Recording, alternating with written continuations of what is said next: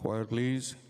Good morning and welcome to the New York City Hybrid hearing on the Committee on Rules, Privilege and Elections. Please silence all electronic devices at this time. Also, please do not approach the dais. If you have any questions, please raise your hand and one of us as Sergeant at Arms will kindly assist you. Chair, we're ready to begin.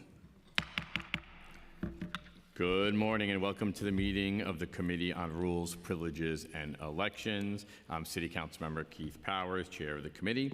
Before we begin, I'd like to introduce the other members of this committee who are present. We're joined by Speaker Adrian Adams, Council Members Sanchez, Brewer, Ayala, Brannan, and Hudson. We'll also be joined, I'm sure, by more. I also want to acknowledge the Committee Counsel, Jeff Campagna. Today we're holding a public hearing on a pre-considered resolution by the Speaker titled A Resolution to Amend the Rules of the Council to Improve Clarity and Consistency with Council Practices and Precedent. This resolution has been years in the making and has been subject to feedback from members of the Council, past and present. Today's hearing is an opportunity for members of the public to give their input. Before that, I want to recognize Speaker Adrian Adams to speak on the resolution. Thank you very much, Chair Powers, for leading today's public hearing on proposed amendments to the rules of the Council, and good morning, everyone. This is the first iterance of significant revisions in over a decade. After I became Speaker, I directed the Office of General Counsel to undertake a full review of the Council's rules and to issue recommendations for amendments. After all, the pandemic reshaped how government and public engage, and the rules as written do not reflect our current realities. A lot has changed since 2014, and it's critical that our legislative body updates the procedures that govern our work. This review followed 5 guiding principles, namely that the rules should allow for the efficient management of council resources, be easy to read and understand, be organized intuitively for reference, accurately reflect current laws, policies, and practices, and promote collegiality and respect for decorum. The Office of General Counsel made recommendations in 2022 and requested feedback on those recommendations from the Legislative, Finance, Land Use, and Legislative Documents divisions, the Sergeants at Arms, all council members, and good government groups. Having reviewed that feedback, I directed the preparation of the resolution before us today. The proposed amendments we're considering fall into 3 categories. First, there are stylistic revisions that are related to grammar, punctuation, and word choice, with the goal of making the rules easier to read and understand. The second category is recodifications, under which most of the proposed amendments fall. These changes would reorganize and renumber the rules so they can be more easily referenced.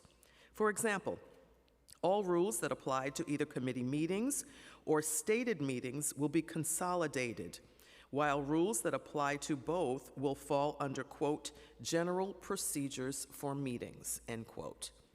The third category is substantive amendments that either change, eliminate, or add new rules, some of which are important to highlight. On the rules related to legislative bill drafting, we're proposing to codify existing practices to ensure services are delivered to members more equitably and in a timely manner. For example, when the current legislation session began, incumbent elected officials controlled 10,217 legislative requests. Under existing written rules, the Council's legislative division would have had to respond to each of those requests before responding to requests from any other members. As a result, none of the new members who were elected in 2024 would have been able to introduce any legislation. We're addressing that inequity. And in response to feedback, the current 60-day deadline for council members to see a draft proposal of their legislative requests upon submission will remain in place. With respect to the rules for moving legislation out of committee, we listened to council members' input. All existing procedures would remain except for one. The only proposed change is to increase from 7 to 11 the number of signatures required to make a motion to discharge a bill out of committee. This amendment is intended to encourage broader collaboration among council members on such major efforts to support proposed legislation. Additionally, we have proposed adding new rules about decorum to govern the conduct of both council members and the public during council hearings and meetings. A new rule would clarify member decorum to emphasize that remarks during debates must always be directed to the chair, be germane to the discussion, and avoid personal attacks on colleagues. Another new rule would reinforce to the public that disorderly, violent, and obscene conduct will not be tolerated, and that violations of decorum may be subject to penalties. Altogether, these common sense changes can ensure that the council has clear and functional rules, allowing our legislative body to operate more effectively in service to all New Yorkers. They can make our rules easier to understand and help council members, staff, and the public work together to deliver for the people of our city. I want to thank everyone who's given their feedback on these rule changes. I particularly want to thank our hardworking staff, including Council Parliamentarian Jeff Campagna, for all of your thoughtful work to advance these changes. Thank you very much, Mr. Chair. I turn today's public hearing back over into your hands. Thank you. I'm now going to open the floor to public testimony. Members will have an opportunity for 2 minutes to testify on the proposal. We have one member signed up right now to testify on the resolution. Calling up Ben Weinberg from Citizens Union. You may approach the dais. You have 2 minutes to testify on the proposal.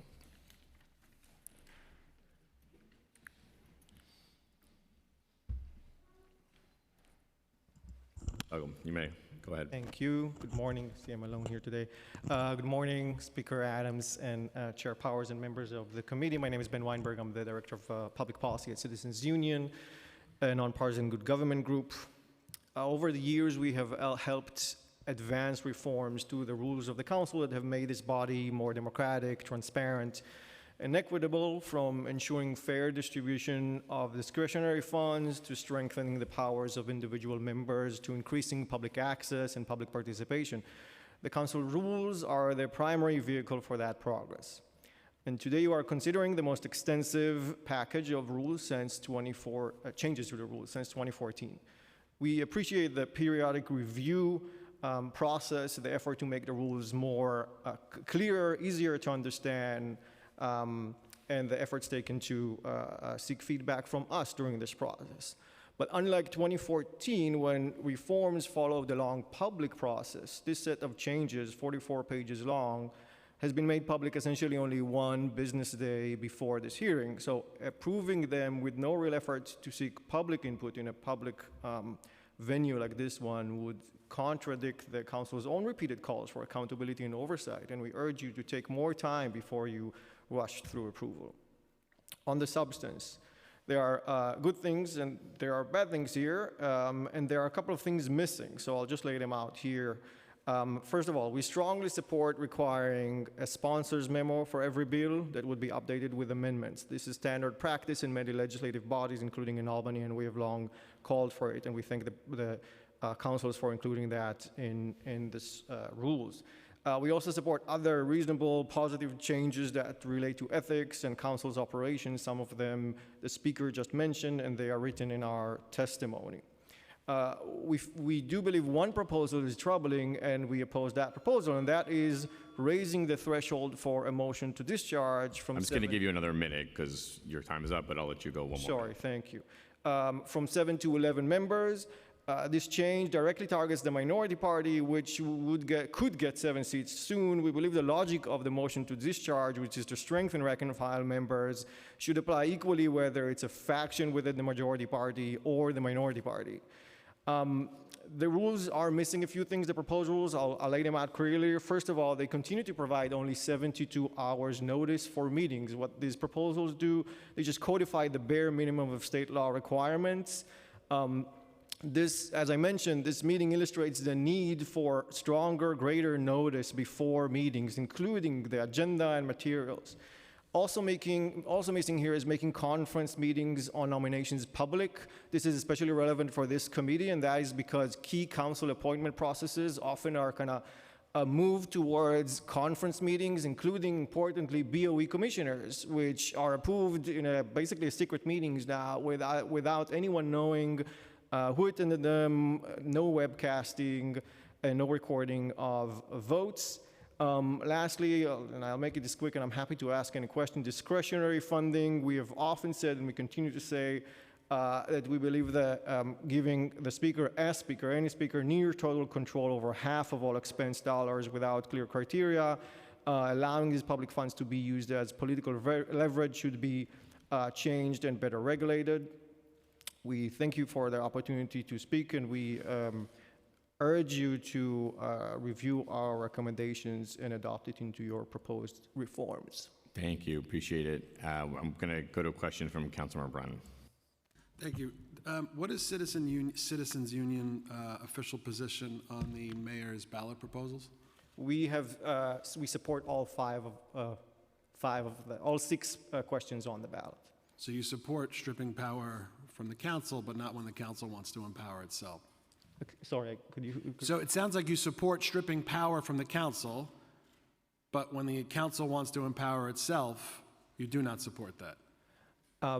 So as you'll see in our statement on our positions on the council's proposal, the charter proposals, we believe overall they are positive. We have some concerns related to both the change in the distribution of powers, especially around the appeals board, the involvement of the BSA in some of that process. But overall, yes, we've announced support for all questions. Thank you. Also joined by Councilmember Nurse. Do we have other questions from committee members? Oh, Councilmember Brewer.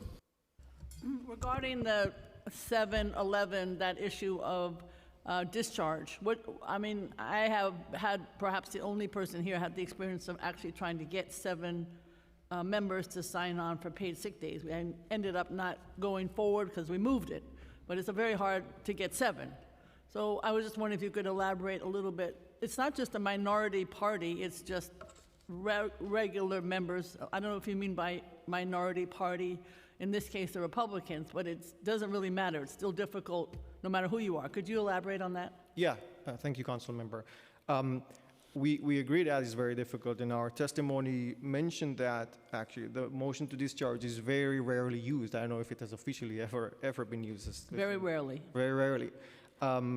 We should say it's filed 7 days in advance, so there's no way to surprise the council at the stated meeting with the motion. As you mentioned, it's hard to get 7 members to sign on, and then it only passes if there's a majority in the council. So because this is already a motion that is difficult to achieve, and we don't see this as a potential disruptive element to the council proceedings, maybe there will be more motions, but that is not necessarily a bad thing. It will encourage some debate on the floor.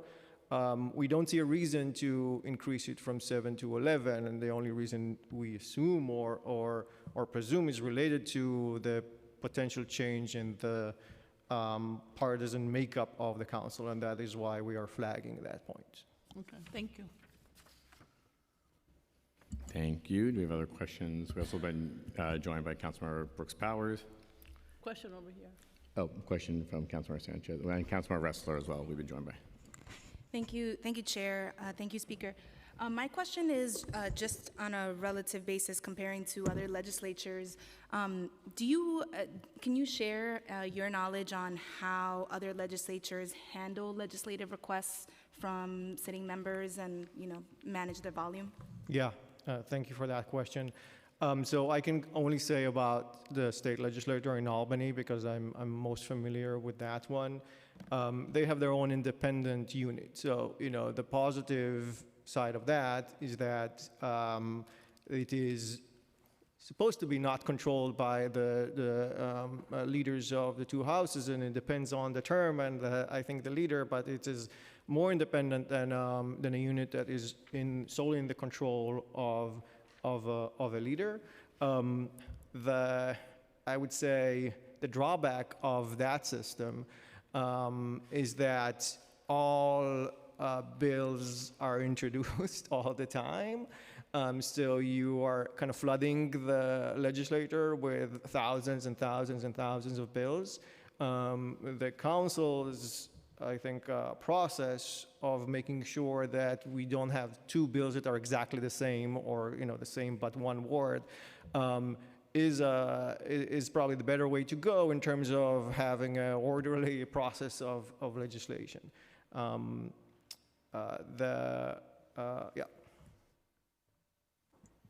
Thank you. Are there any changes that you would propose or recommend with respect to the way that we do things here? So what I mentioned, are you referring to the legislation, the LSs? Yes. Yeah. I think we understand the need to keep confidentiality between who's the other member that sponsored. I don't know if there's an easy solution there, because it often makes it hard. It could encourage collaboration, could make collaboration harder if the other member is not playing along. We understand the need to change the current system because, as the speaker mentioned, there are just kind of too many legislative requests at this point. Yep. Thank you. Oh, Deputy Speaker Ayala. Hi, good morning. I just wanted to kind of piggyback a little bit off of Councilmember Brennan's question regarding the charter review and the potential erosion of the City Council's authority over our land use processes, and just kind of trying to understand how you arrived at that, that decision to support those ballot measures that pertain to land use procedures. Yeah. So I'm sure and if I can restate, Citizens Union for many, many, many years, and still does, supports empowering the City Council and the City Council's oversight powers. We have done that through charter revisions, through advocate to give the Council more powers, to give other bodies more power, to provide permanent budget for the public advocate, for oversight agencies. We opposed the questions last year and the whole charter revision process, the charter commission, I should say, process last year, and we were very strong advocates against that from early on.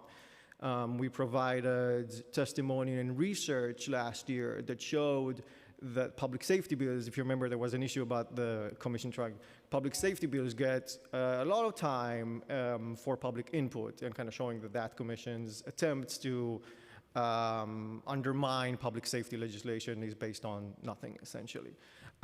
So I think we have a long track record of strengthening the council and ensuring balance of powers in New York City government. On the questions, we have had long conversations in several committee meetings, through our policy committee, through our CU board, on these issues. They were not easy, and we had concerns around these issues, as I mentioned to Councilmember Brennan, and they are stated in our position. At the end of the day, we believed that the proposal is targeted enough in that it only applies to certain projects, in that it responds to a real problem and crisis, and in that it attempts to address the issues that were heard throughout a very long hearing process in what we thought was a reasonable solution, all things considered. I mean, I'm assuming I'm on your website, Yeah. and it says that, obviously on question 2, on the fast tracking affordable housing, that the proposal has the potential to spur much needed development in areas where it's greatly needed. However, are you referring to projects that are city-funded projects? So That have some sort of city subsidy? yeah, so that question has Yes. the BSA one, yeah, which is Yes. 100%, and the 12, yes. So, I mean, were you aware that this council has passed thousands of affordable housing units that have already been, passed through the ULURP process, and the only reason that they haven't been developed is because of financing issues? So I don't personally follow land use processes so Yeah. closely.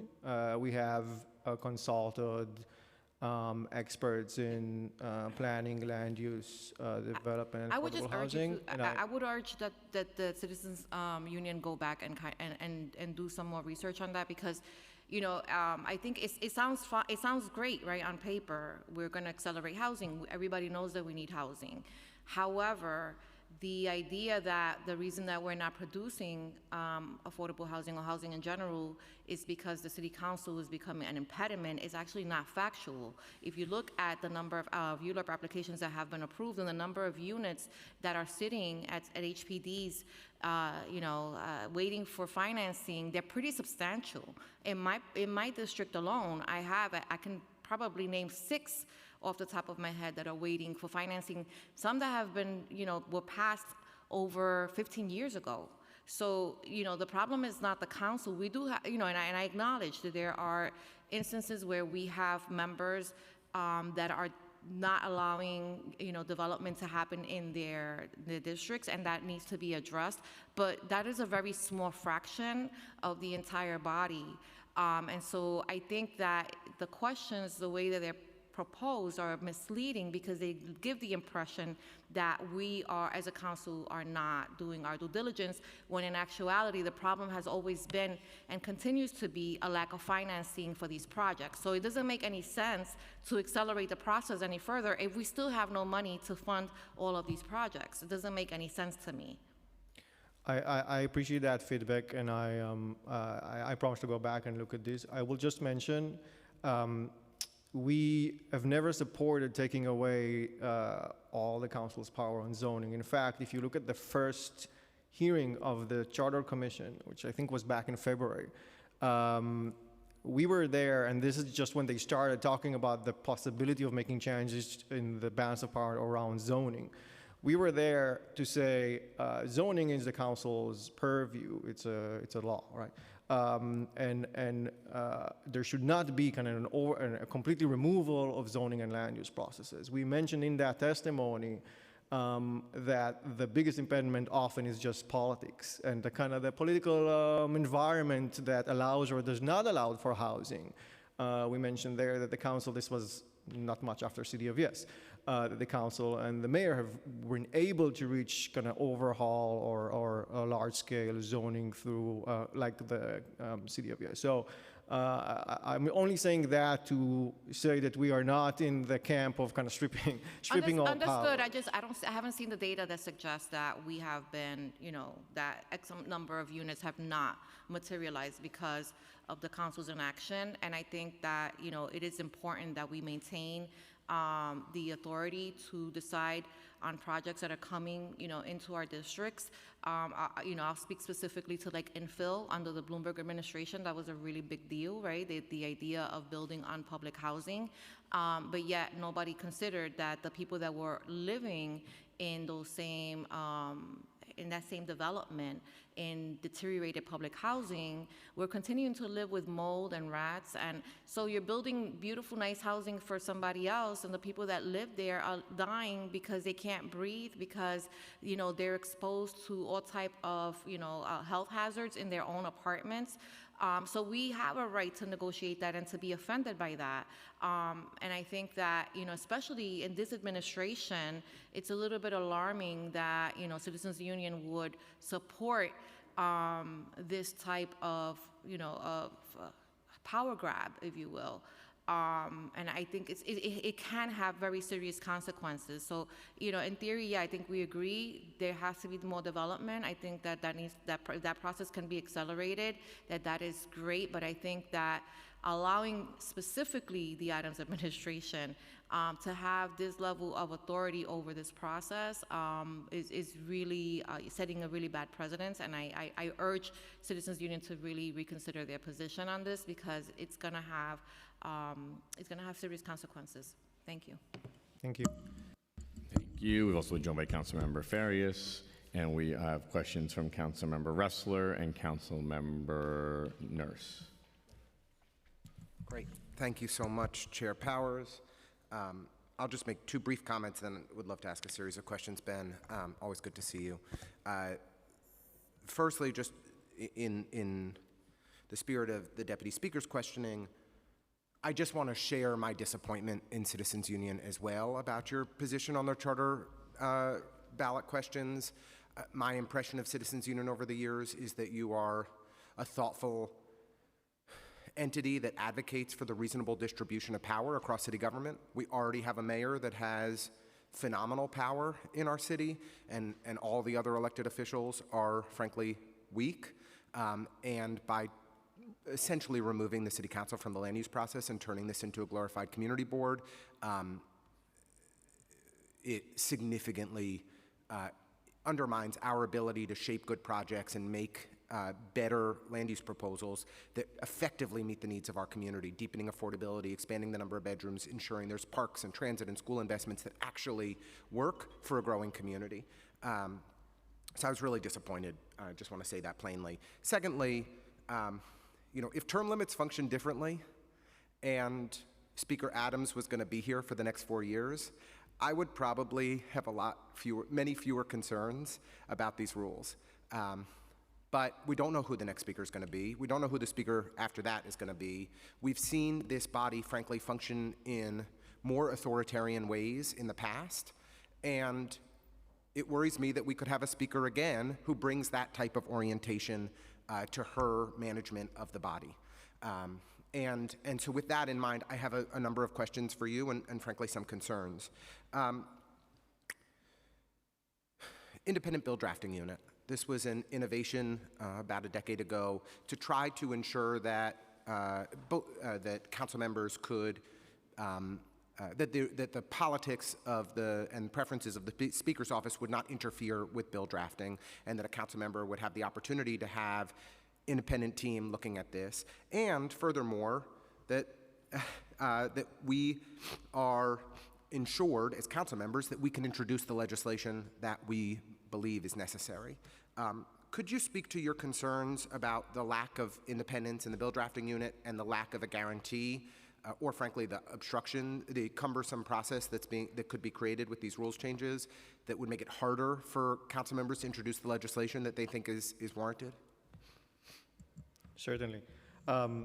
First, I'm sorry to hear about your disappointment from our positions, and I hope we continue to work together and collaborate later on. This was not an easy decision to anyone, certainly not me, and Citizens Union, as I'm sure you know, is a member-based body with our members and our board leading much of our decisions. I appreciate that. I have to say, because this is not just a Citizens Union critique, it's across the board. That's right. That these rules, these charter ballot questions were specifically designed to take responsibility away from the council and remove the council from the land use process.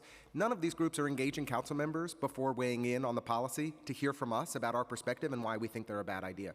I certainly didn't hear from Citizens Union in this process, and I haven't heard from many allied organizations that I speak to all the time, right? You talk to me and my team all the time. We didn't hear from you guys before you came out to say, we're just supporting these bad policies. So I just want to say, from a process standpoint, you all have not handled the relationships well here, let alone the substance. But I don't want to digress. That's not the subject of this hearing. I really do want to focus on the rules. But I'm frankly just using you as a punching bag. But whoever is sitting up here who has supported these ballot questions, I would be saying the same thing. Which, at this point, is much of the kind of advocacy space in New York City. Indeed. They all share. But I appreciate that feedback. I really, really do. On bill drafting, the gold standard is to have an independent bill drafting unit. That's the case in many other bodies. That's the case in DC. That allows transparency, and that allows trust among members that their drafting that their drafting requests are being considered kind of with no bias or independently. And that was the goal of that 2014 reform, moving towards a more independent legislative bill drafting commission. We have continued to urge that through the years. I have here one of our memos from, I think 3 years ago maybe, on this issue. The truth is it has not been practiced by this council despite the 2014 changes. And there's a question of political will, there's a question of kind of the dynamic, I think, within the council. But it is certainly the gold standard would be an independent unit that is not controlled by any speaker. Right. I very much agree with your comment on kind of being forward thinking and looking ahead. I know we're all thinking about that in almost all legislative bodies at the moment, rethinking our rules, our laws, our constitution because of what's going on in DC, because of the kind of threat of future authoritarian figures, no matter where they are. I know the Charter Commission to Strengthen Local Democracy is doing the same. And that should be a guiding post throughout this thinking. Yeah. Councilmember, we have to slightly pause. We have an IT issue right now, so we have to just take one quick break. So we'll sit. You can take a deep breath and a glass of water. We'll just be hopefully a minute or two to fix the IT issue. Way too many people are tuning in for this hearing. We broke the internet? Is that what you're telling us, Keith? They got people really riled up. I know.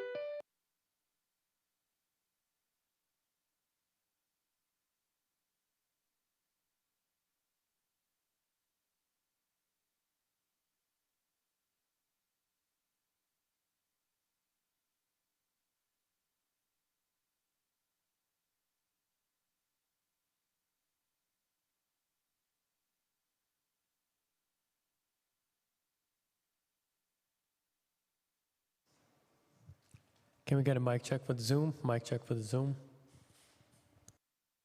Loud and clear. Thank you. Hey, this Councilman Salamanca. We can hear you.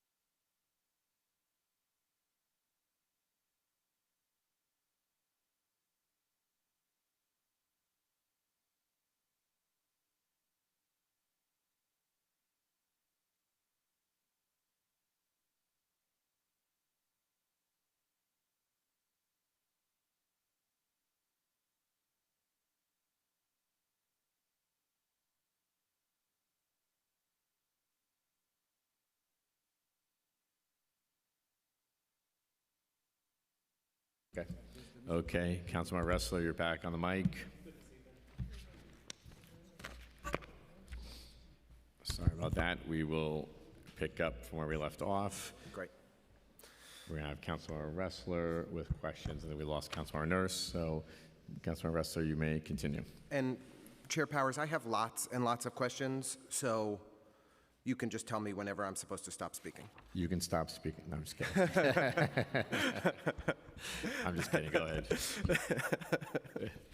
Oh, if only Eric Adams had it that way.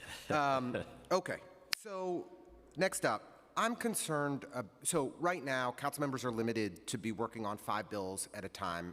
That's all we're able to, due to capacity constraints in the legislative drafting unit. The proposed rules, and those bills are supposed to be produced on approximately 60 days. Unfortunately, I don't think that many bills are produced in 60 days. You know, things are complicated. It is what it is. But one of the changes in the proposed rules is that it allows the legislative drafter to pause the 60-day clock whenever information is requested from the council member's office for clarification or guidance on the bill drafting.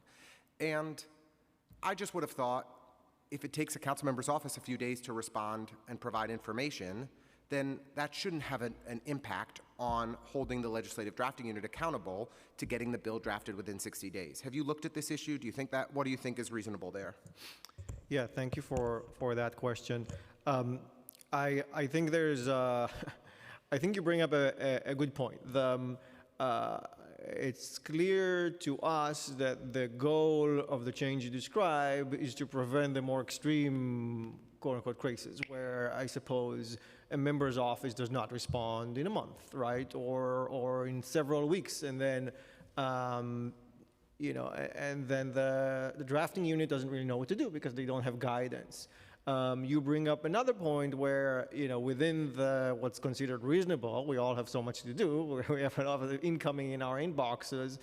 A few days of delay should not be timed or considered with that timeline. And I think, you know, that's a very good point. That should be considered. One of the concerns I have around the lack of a council member's ability to review a legal memo about a bill that they've requested to be drafted and only be able to receive an oral briefing is that if we're looking to get guidance from outside counsel, it may be challenging without a legal memo that explains it to us. And just wondered if you had thought about this issue. I'm lucky to have a brilliant lawyer who works on my staff, so she is able to handle everything. But for council members who don't have that and need to be able to get support from outside lawyers, do you think a legal memo is important and valuable for that drafting process for members to have access to that information? I think if a member requests a written legal memo, it is reasonable for that member to receive it. I think there's also, it won't be unordinary, or I think there's some reason to say that not all memos all the time must be written. It sort of depends on the scope of the legal advice and the consequences of such memo. If there are any concerns about, you know, this council is a democratic body, and whatever the majority of council members decide will happen.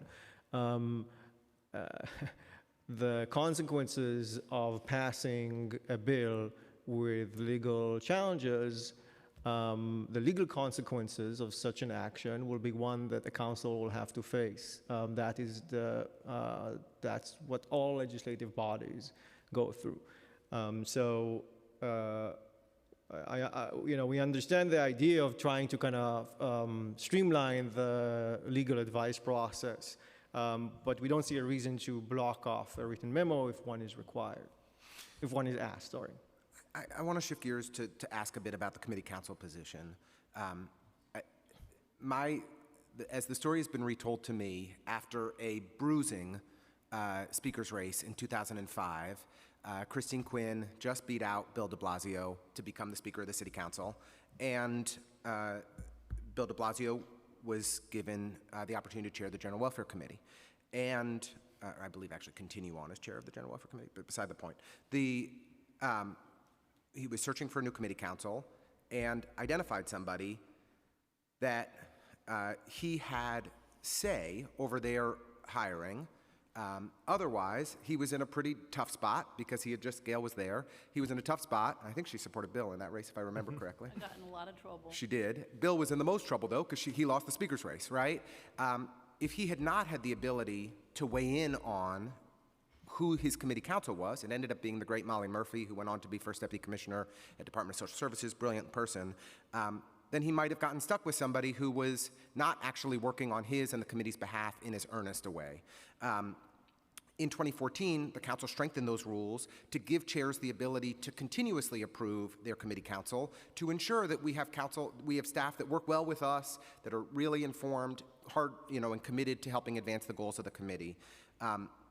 Do you have concerns about these changes that would no longer give committee chairs the ability to continue on a continuous basis weigh in on the staffing of that committee? And relatedly, do you have concern about the lack of dedicated staff that these rules allow for, so that committees would no longer have a dedicated counsel that is working full-time on behalf of that committee?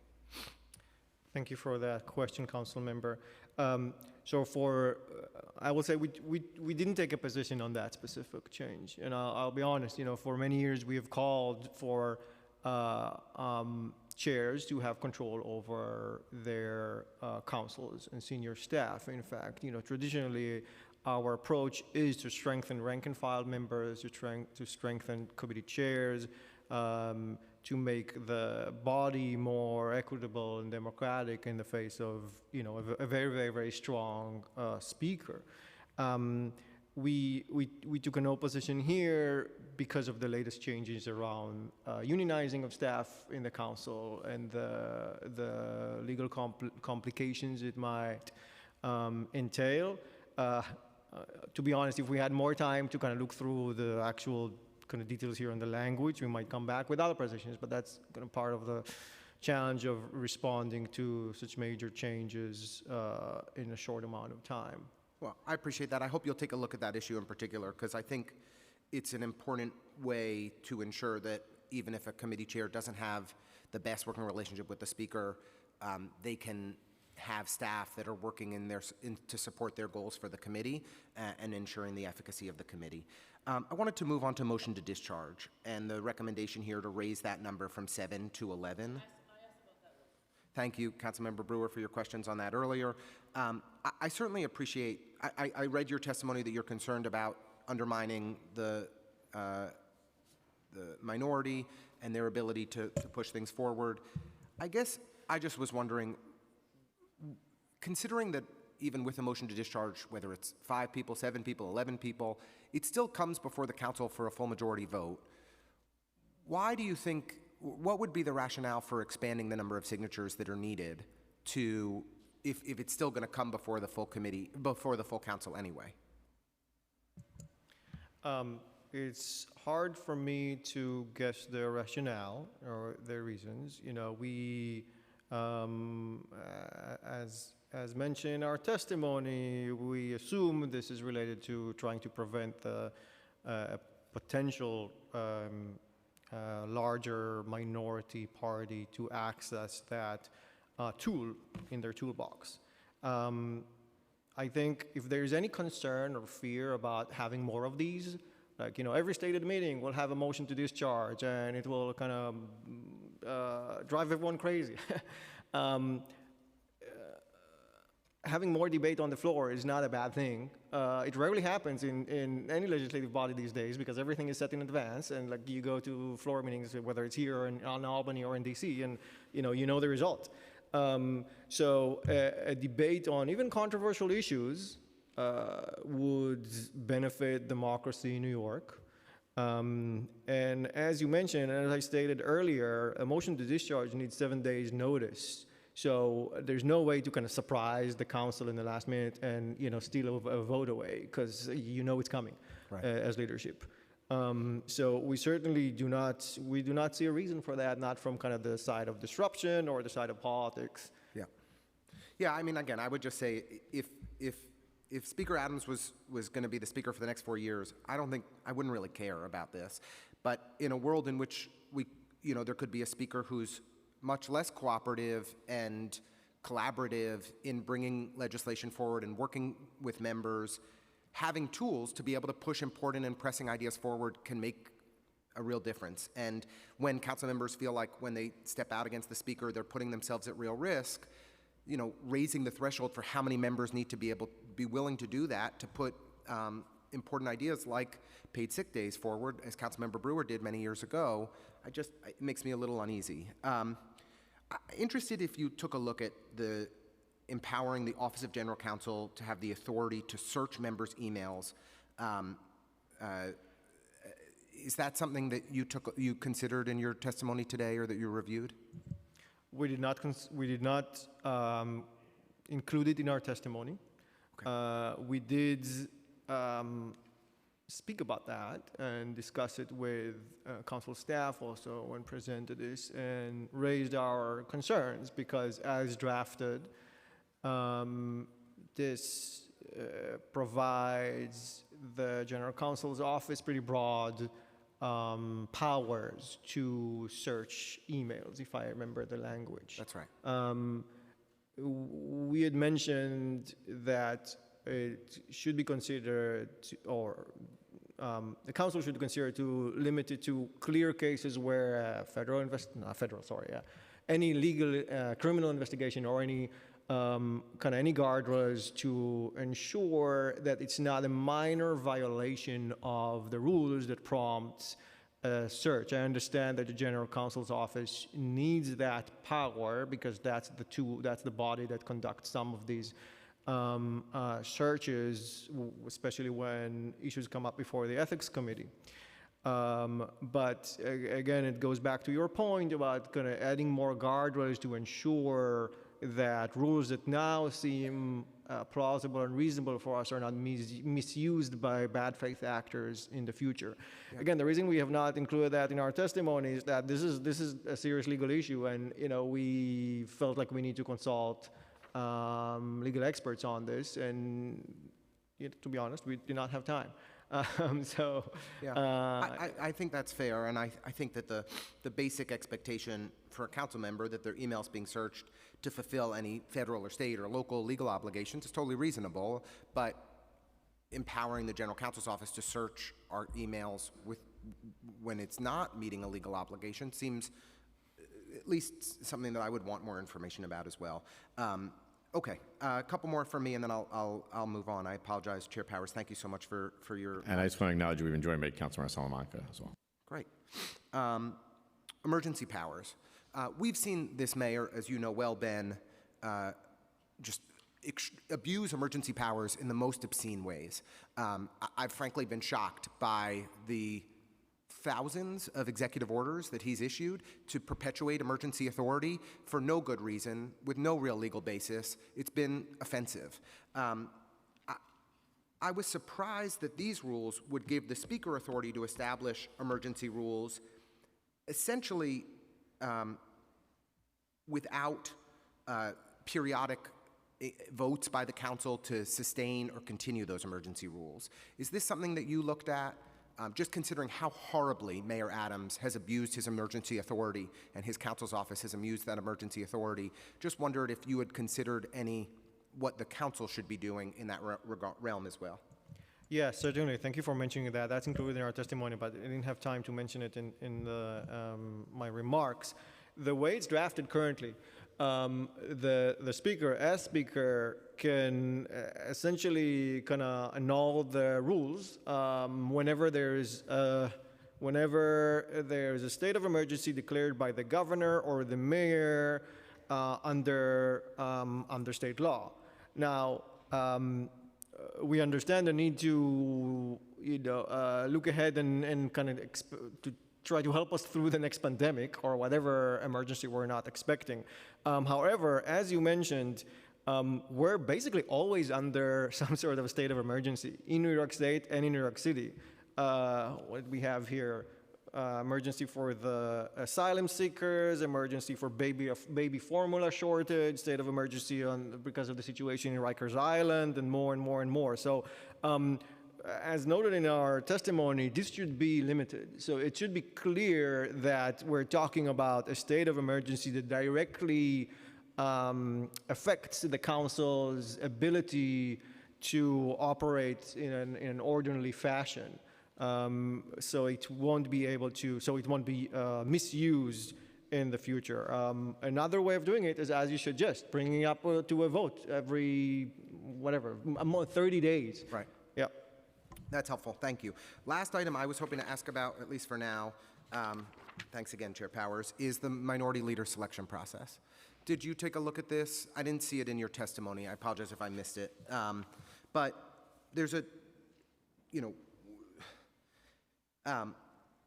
as I understand it, the change is that if quorum is present and a majority of those present vote for a candidate, then that person is deemed the minority leader. And I just wonder, have you considered any alternative approaches for the minority leader selection process? If there's no way to resolve a tie, couldn't a result be that the position remains vacant for a period, or do you think that this is a smart and equitable way to resolve that tie? Or resolve a potential stalemate? Any thoughts on that? Thank you for the choice. We mentioned it in passing in our testimony, just kind of in one line, as one of the items that are reasonable. We just call them reasonable, and that is because of the problem we've had with the selection of a minority leader.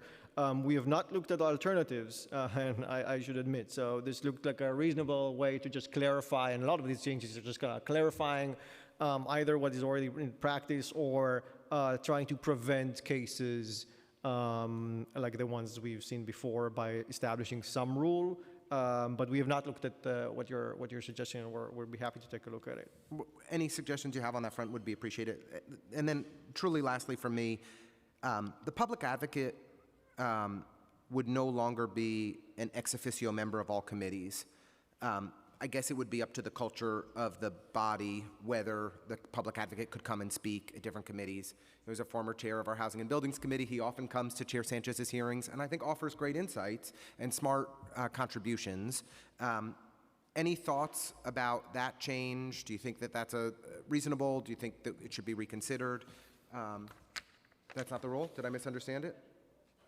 Proposal removes position that names public advocate, speaker, majority leader, and minority leader as ex officio members of all committees? He is. Okay. So there's no change in that? Okay, I misunderstood it. Ignore me. Thank you very much. With that, I will shut up. Appreciate the time. Thank you. I wanted to hear his answer to that question after. I'm just kidding. We'll go to Councilmember Brewer. Thank you. Just quickly, are there other jurisdictions that do the legislative drafting in a way that you think is appropriate? I know Chicago also has 51 members, much smaller geographic areas. LA has 9, more powerful than the mayor. So I don't know where we would look to see what it is that would be the best way. It's a complicated topic. The legislative drafting unit, or how the what would be the best? Yeah, I'm happy to do some of that work and get back to you. I don't have it on here. Okay. Yeah. Thank you. And also, I want to say I don't support those charter revision at all. I don't even support the one regarding the bill drafting in terms of the, the city map. All 5 borough presidents are opposed to it. I was a borough president. Terrible idea. Thank you. I appreciate that. If I would have known I'm in the hot seat about the charter questions, I would have come with some more materials and background. But I all right. We appreciate your testimony and being here with us today. You're excused. Thanks so much. Thank you, Chair. Okay, we have one more person signed up for public testimony. We'll go to Zoom. We have Christopher Leon Johnson. Yeah, hello, can you hear me? Yes. Yeah, hello, my name is Christopher Leon Johnson, and I'm calling in opposition to this new charter revision for the speaker, because there's an aspect in the testimony that's called, and the thing that's called the public participation. Now, I understand that when people get disorderly and shout to the sergeant at arms because there's one person that does it, like Caesar from the nitrous situation, yeah, I understand that if you remove them, then they get banned for 30 days, but What about these nonprofits that disrupt meetings all the time, like Local New York and the Working Families Party and the People's Plan that disrupt these meetings? Will they be able to be subject to the same consequence of being barred from 30 days, or are you just going to pick on the people like me and Raul Rivera and Caesar from NYCHA, from like the Fight NYCHA situation? But I think that this proposal need to be really looked at more into where is that you ban everybody that disrupts, not just only people that y'all don't approve of, like myself and Raul Rivera and Caesar. And y'all need to say, y'all want to ban me, Raul Rivera,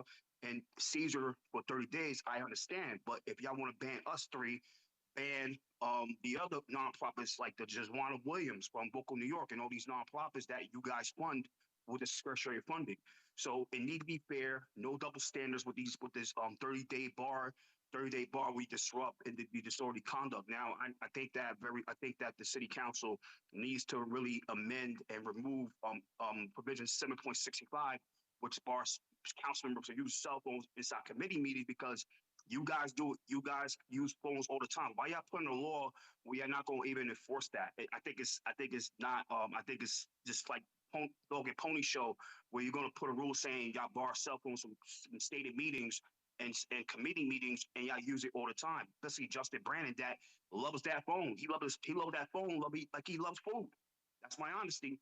But like I said, going back to this public testimony thing, like I said, I understand that people get crazy and you want to ban for 30 days. I get it. I'm not against it, but double standards need to have to stop.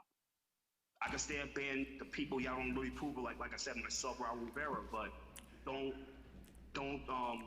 stop it at just the nonprofits. Just don't say, oh, it's a nonprofit that disrupt all the time. And Thank you. Your time has expired. But thank you so much. Enjoy your day. Thank you. And we're seeing if there's anyone else signed up to testify. Give us 1 second.